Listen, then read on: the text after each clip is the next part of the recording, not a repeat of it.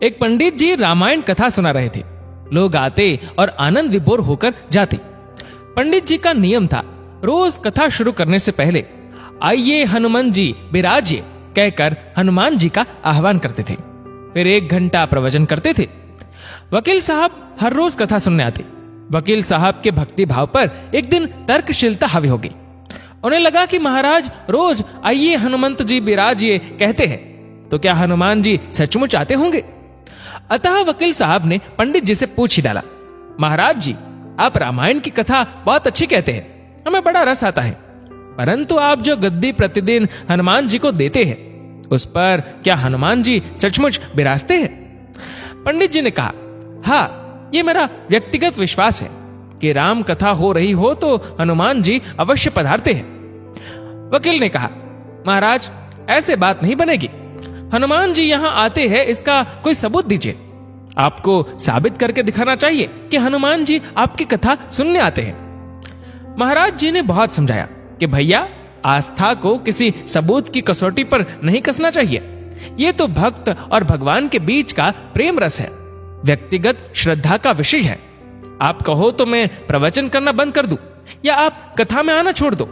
लेकिन वकील नहीं माना।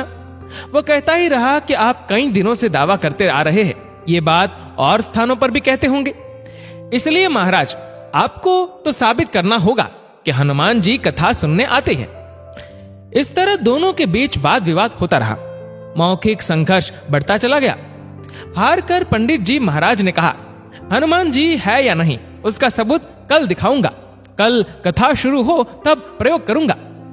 जिस गद्दी पर मैं हनुमान जी को विराजित होने को कहता हूं, आप उस गद्दी को आज अपने घर ले जाना। कल अपने साथ उस गद्दी को लेकर आना और फिर मैं कल गद्दी यहां रखूंगा। मैं कथा से पहले हनुमान जी को बुलाऊंगा, फिर आप गद्दी ऊंची उठाना। यदि आपने गद्दी ऊंची कर दी तो समझना कि हनुमान जी नहीं है। वकील इस कसौटी के लिए तैयार हो गया। पंडित जी ने कहा, हम दोनों में से जो पराजित होगा वह क्या करेगा इसका निर्णय भी कर ले। ये तो सत्य की परीक्षा है।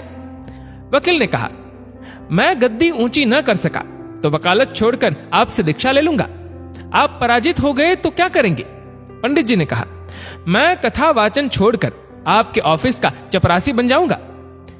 अगले दिन कथा पंडाल में भारी भीड़ हुई। जो लोग रोजाना कथा सुनने नहीं आते थे वे भी भक्ति, प्रेम और विश्वास की परीक्षा देखने आए।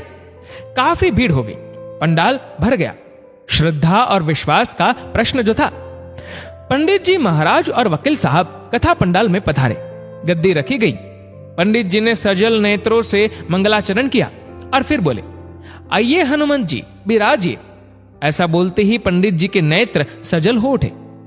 मन ही मन पंडित जी बोले, प्रभु आज मेरा प्रश्न नहीं बल्कि रघुकुल रीति की परंपरा का सवाल है। मैं तो एक साधारण जन हूं, मेरी भक्ति और आस्था की लाज रखना। फिर वकील साहब को निमंत्रण दिया गया, आइए गद्दी ऊंची कीजिए। लोगों की आंखें जम गईं। वकील साहब खड़े हुए। उन्होंने गद्दी उठाने के लिए हाथ बढ़ाया पर गद्दी को स्पर्श भी न कर सके।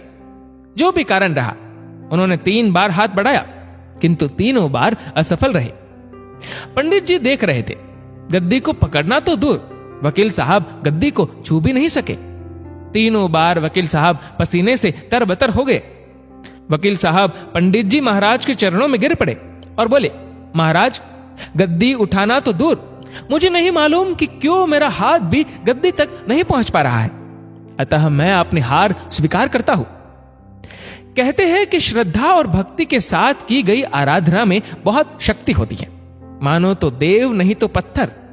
प्रभु की मूर्ति तो पाषाण की ही होती है, लेकिन भक्त के भाव से उसमें प्राण प्रतिष्ठा होती है तो प्रभु विराजते हैं। दोस्तों, आपके इस वीडियो के बारे में क्या राय है नीचे कमेंट करके जरूर बताएगा। और अगर आपको वीडियो अच्छा लगा हो तो वीडियो को लाइक करेगा, शेयर करेगा ज्यादा से ज्यादा लोगों तक। और ऐसे ही और भी इंस्पिरेशनल वीडियोस के लिए सब्सक्राइब करें हमारे यूट्यूब चैनल को और फेसबुक पर फॉलो करें हमारे पेज को। धन्यवाद।